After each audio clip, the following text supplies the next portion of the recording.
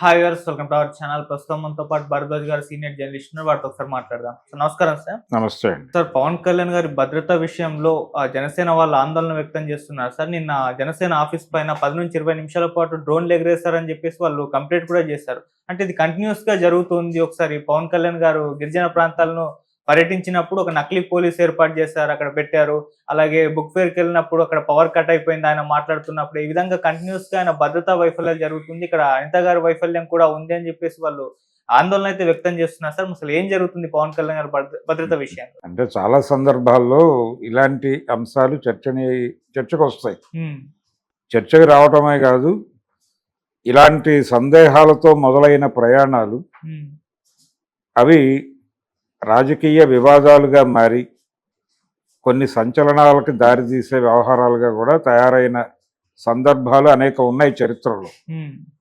ఉదాహరణకి చంద్రశేఖర్ ప్రభుత్వం కుప్పకూలి 91 పార్లమెంట్ ఎలక్షన్స్కి దారితీసినటువంటి పరిస్థితులు గమనిస్తే రాజీవ్ గాంధీ గారి ఇంటి మీదుగా ఏవో విమానాలు ఎగిరాయి అనేది ఒక ఎలిగేషన్ బలంగా జరిగింది. అప్పుడు ఆయన భద్రతకి సంబంధించి ముప్పు ఉంది, రాజీవ్ గాంధీ గారి భద్రత మీద దృష్టి పెట్టడం లేదు ప్రభుత్వం, కేంద్రం గాలికి వదిలేసింది అనేది.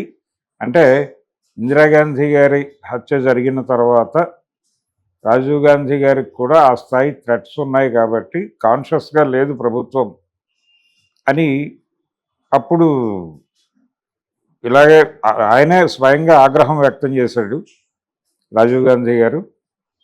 ఈ ప్రాసెస్లోనే చంద్రశేఖర్ ప్రభుత్వం కుప్పకూలి ఎలక్షన్స్కి వెళ్ళారు. విచిత్రంగా ఎన్నికల ప్రచారంలో రాజీవ్ గాంధీ గారు హత్యకి గురయ్యారు ఎల్టీటీఈ చేతుల్లో, పెరంబదూరులో. ఆ హత్యకి గురి కావటం, ఇలాంటి ప్రమాదం ఉంటుందేమో అని చెప్పి ముందే చర్చ జరగటం, ఆ చర్చల్లో భాగంగానే ఇది జరగటం, ఆయన వాంటెడ్గా చేస్తున్నాడు, ఇది ప్రభుత్వాన్ని కూల్చడం కోసం చేస్తున్నాడు అనే ప్రచారం కూడా జరగటం, కానీ హత్య జరగటం, ఇలాంటి అనేక ఇన్సిడెంట్లు కనిపిస్తాయి. ఇలాంటి ఈ డ్రోన్లు ఎగిరినాయి మా ఇంటి మీద నుంచి, మా భద్రతని ప్రభుత్వం పట్టించుకోవడం లేదు. నిజానికి అప్పుడు విపి సింగ్ ప్రభుత్వం కుప్పకూలిన తర్వాత ఏర్పడినటువంటి చంద్రశేఖర్ ప్రభుత్వాన్ని ఆ డిజైన్లో ఆయన ప్రధాని అవటం వెనకాల రాజీవ్ గాంధీ గారి పాత్ర ఉంది అనేది అందరికీ తెలిసిన విషయమే. విపి సింగ్ని తప్పించటంలో ఆయన పాత్ర ఉంది, అలాగే చంద్రశేఖర్ని ఎక్కించటంలో ఆయన పాత్ర ఉంది అనేది అప్పటి రాజకీయాలు తెలిసిన వాళ్ళందరికీ తెలిసిన విషయం. కానీ ఆయనే స్వయంగా మళ్ళీ ఈ ప్రభుత్వం మీద విమర్శలు చేయటం అనేది కొంచెం సెన్సేషన్ క్రియేట్ చేసింది. ఇదేంటి వీరు ఏర్పాటు చేసిన ప్రభుత్వం మీదే వీరు నిందలేస్తున్నారు అని. అలాంటి కొన్ని పోలికలు ఇక్కడ కనిపిస్తాయి. అంటే ఒకవైపు ఆయన కూటమిలో భాగస్వామి అయినటువంటి పార్టీకి చెందిన నాయకుడు, ఆ పార్టీ కార్యాలయం మీద నుంచి డ్రోన్స్ ఎగిరినాయి అనేది ఇప్పుడు గొడవ. అంటే భద్రతాపరమైనటువంటి వైఫల్యాలు ఉంటే దీన్ని లీడ్ తీసుకుంటే ఏదైనా ప్రమాదం జరగచ్చు. ఆ రోజున జరిగినట్టు అయితే ఆ రోజున ఊహించిన ప్రమాదం వేరు, జరిగిన ప్రమాదం వేరు. అది ఎల్టీటీఈ నుంచి జరిగినటువంటి ప్రమాదం. ఆయన ఇండియన్ పీస్ కీపింగ్ ఫోర్స్ అనే పేరుతో శ్రీలంకలో జరిపినటువంటి విన్యాసాల ఫలితంగా జరిగినటువంటి దాడి అది. ఆ దాడిలో చనిపోయాడు ఆయన. అయితే ఇక్కడ అలాంటి సందర్భం ఉందా అనేది ఒక చర్చ. అటువంటిది ఉన్నా లేకపోయినప్పటికీ ఆయన్ని టార్గెట్ చేస్తున్నటువంటి వ్యవహారం ఎవరైనా బెదిరింపులు ఉన్నాయా, గతంలో ఎవరైనా మాట్లాడారా? టార్గెట్ చేయడానికి బేస్ ఏదో ఉండాలి కదా, ఒక పునాది ఉండాలి. ఆ పునాది ఏమని చూపిస్తారు అనేది ఒక ప్రశ్న. ఎవరైనా సరే, అంటే ప్రస్తుతం ఆంధ్రప్రదేశ్ రాజకీయాల్లో ఉన్నటువంటి వాతావరణంలో ఆయన్ని టార్గెట్ చేయాల్సినటువంటి అవసరం ఎవరికి ఉంటుంది అనేది ప్రశ్న. అది ఒకవేళ వీళ్ళు ప్రతిపక్షంగా చెప్తున్నటువంటి వైఎస్ఆర్సీపీ నుంచి ఏదైనా జరుగుతుందా, అటువైపు ఫ్యాబ్రికేషన్ ఏదైనా వెళ్తుందా అనేది పక్కన పెట్టేస్తే, జనరల్గా ఇలాంటి వ్యవహారాల్లో ఎక్కడో చోట ఏదో ఒక ఉగ్రవాదపు లింక్ ఉందా అనే కోణంలో దర్యాప్తు జరుగుతుంది. అది ఎవరైనా కావచ్చు, అంటే ఉగ్రవాదము అంటే ఏ శాఖ వైపు నుంచి అయినా కావచ్చు అనుకుంటే అలాంటి ఇంటెలిజెన్స్ నివేదికలు ఏమైనా ఉన్నాయా గతంలో?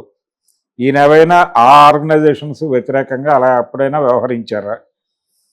వాళ్ళకి కోపం తెప్పించే ప్రయత్నం చేశారా? లేదు ఇస్లామిక్ ఆర్గనైజేషన్సా, లేకపోతే లెఫ్ట్ ఎక్స్ట్రీమ్ గ్రూప్సా? ఇటువైపు కానీ అటువైపు కానీ ఎటువైపు నుంచి అయినా ఆయనకు థ్రెట్ ఉన్నట్టుగా ఎప్పుడైనా వార్తలు వచ్చాయా? ఎక్కడా కూడా మనకు అలాంటి సంఘటనలు, సందర్భాలు ఎక్కడా కనిపించలేదు. పైగా ఈయన ఇటువైపు బాగానే మంచి సత్సంబంధాలే కలిగి ఉన్నాడు. లెఫ్ట్ ఎక్స్ట్రీమిస్ట్ గ్రూపులతో ఆయనకు సత్సంబంధాలు ఉన్నాయి కాబట్టి, రెండోది వాటి ప్రభావం ఇప్పుడు ఆంధ్రప్రదేశ్లో లేదు. లేకపోవడం చేత కూడా ఈయన్ని టార్గెట్ చేసే అవకాశము, అవసరం వాళ్ళకి లేదు. సో అది పక్కన పెట్టేస్తే, ఈయన ఈ మధ్యకాలంలో సనాతన ధర్మాన్ని భుజాన్ని వేసుకుని కొంచెం అగ్రెసివ్గా ఆ ప్రాపకాండా చేస్తూ ఆ సెక్షన్కి రిప్రజెంటేటివ్గా వ్యవహరిస్తున్న సందర్భంలో ఏదైనా అట్నుంచి ఇంకొక మతం తాలూకా ఆల్రెడీ ఇప్పుడు ఎక్స్ట్రీమిజం, రిలీజియన్ లింక్ చేసి మాట్లాడుతున్న సందర్భాల్లో అనివార్యంగా ఇస్లాం ప్రస్తావన వస్తుంది. అలాంటి వింగ్స్ ఏవైనా ఈయన మీద దృష్టి పెట్టాయనే సమాచారం ఏమైనా ఉందా? అది కూడా ఉండే అవకాశాలు 100కి 150% లేవు. మరి డ్రోన్లు ఎగరేసిన వాళ్ళు ఎవరు అనేది చూడాలి. అంటే ఇంటెలిజెన్స్ నుంచి ఏవైనా ఇలాంటి కాషన్ నోటీసులు ఉంటే మాత్రమే ప్రభుత్వం చాలా జాగ్రత్తగా వ్యవహరిస్తుంది. అప్పుడు పట్టించుకోకపోవడం తప్పు. ఇంటెలిజెన్స్ చెప్పినప్పటికీ వీళ్ళు పట్టించుకోలేదు అంటే ఇంటెలిజెన్స్ నివేదిక కూడా ఓ ప్రాతిపదిక ఉండాలి. ఆ ప్రాతిపదిక ఉందా లేదా అనేది మనకి ఇక్కడ పవన్ కళ్యాణ్ విషయంలో అర్థం కాదు. కానీ అక్కడ డ్రోన్లు ఎగిరినాయి కాబట్టి అదేదో భద్రతకు సంబంధించిన వైఫల్యంగా వాళ్ళు చెప్పడం అనేది, అది మాట్లాడటం తప్పని నేను అంటలేదు. జనసేన నుంచి అభిప్రాయ ప్రకటన చేయడం తప్పేం కాదు. అంటే వాళ్ళ నాయకుడి భద్రత వాళ్ళకి ముఖ్యము కాబట్టి వాళ్ళు ఇదేదో కొంచెం తేడాగా అనిపిస్తోంది అనేది ప్రభుత్వం దృష్టికి తీసుకువెళ్లే ప్రయత్నం చేయడం వరకు తప్పు కాదు. అలాగే బుక్ ఫైర్లో కరెంటు పోవటం కానీ, లేకపోతే ఈ నకిలీ పోలీస్ వ్యవహారానికి సంబంధించి అతను ఆల్రెడీ కన్ఫెస్ అవుతూ ఒక ప్రకటన చేశాడు. తన ఎంతూజియాజంతోనే ఎంటర్ అయ్యాను, తన ప్రోగ్రామే ఇది, దీనిలో ఎవరి ఇన్వాల్వ్మెంటు లేదనే విషయం అతను కొంతమేరకు ఎస్టాబ్లిష్ చేసే ప్రయత్నం చేశాడు. దాని మీద ఇంకా నడుస్తోంది. అది జరగనివ్వండి. అదేదో ఒక ఫ్యాక్ట్ బయటకు వస్తుంది, వచ్చిన తర్వాత ఆ గొడవ ఏంటనేది క్లారిటీ వస్తుంది. ప్రస్తుతానికైతే అదొకటి, ఒక చిన్న అనుమానం. ఈ కరెంటు పోవడం రావటం అనేది అది టెక్నికల్గా జరిగితే జరిగి ఉండొచ్చు. అక్కడ అంటే పవర్ పోయి ఇమ్మీడియట్గా జనరేటర్స్ ఆన్ కావడానికి ఏదైనా గ్యాప్ తీసుకుందా అనేది ఒకటి చూడాలి. వాంటెడ్గానే జరిగిందా అది అక్కడ దర్యాప్తులో తేలిపోయే వ్యవహారమే. ఆ కరెంటు ఆపరేషన్స్ ఎవరు చేస్తున్నారు, అక్కడ విద్యుత్ సరఫరాకు సంబంధించిన ఆపరేషన్స్ ఎవరు చేస్తున్నారో వాళ్ళని పట్టుకుని ఇంట్రాగేట్ చేస్తే బయటకు వచ్చే విషయమే అది. సో అది కొంత క్లారిటీ ఉన్న గొడవే. కానీ భద్రతకి సంబంధించిన ముప్పు ఉంది అని గనక వీళ్ళకి అనిపిస్తే ఒక కంప్లైంట్ లాంచ్ చేయొచ్చు, దాని మీద ఫైట్ చేయవచ్చు. కానీ వీళ్ళు స్ట్రైట్గా హోంమంత్రిని టార్గెట్ చేయటం అనేది ఇబ్బందికరం. గతంలో ఆల్రెడీ ఇలాంటి ప్రయత్నం ఒకటి ఆయనే స్వయంగా చేసినటువంటి విషయం మనం చూసాం. ఏది నేనే కనుక హోంమంత్రిని అయితే సినిమా వేరేగా ఉంటుంది అని ఆయన ఒక వార్నింగ్ కాల్ ఇచ్చాడు ప్రపంచానికి.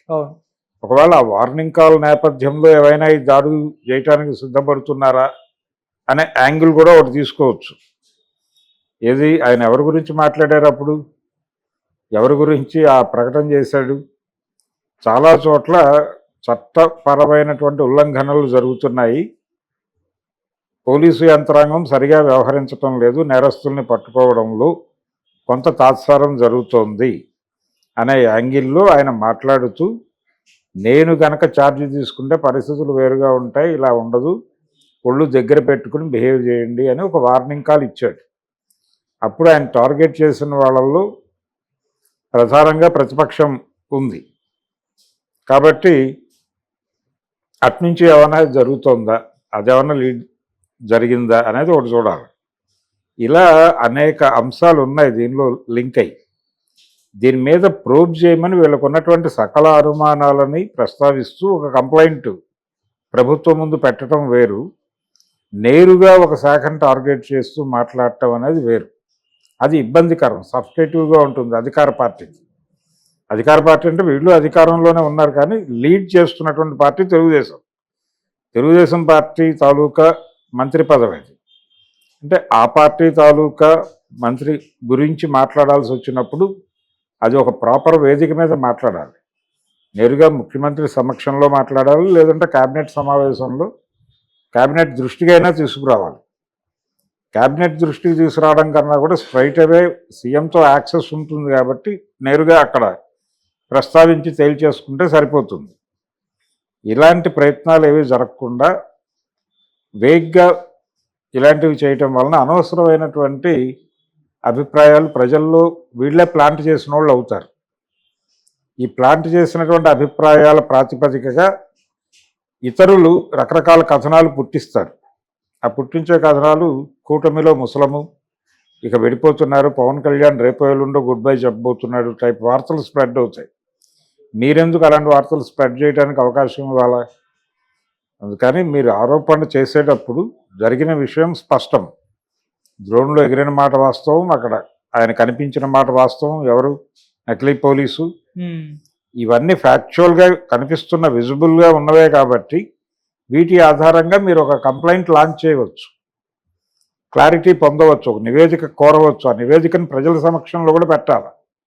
ఎందుకు ప్రజల సమక్షంలో పెట్టాలంటే ఆయన ప్రజానాయకుడు కాబట్టి, ప్రజలు ఓట్లేస్తే ఆయన నాయకుడు అయ్యాడు కాబట్టి ప్రజలకు కూడా ఈ విషయాలు తెలియాల్సిన అవసరం ఉంటుంది. అందుకని ఆ బాధ్యత కూడా ప్రాపర్గా నిర్వహించాల్సి ఉంటుంది.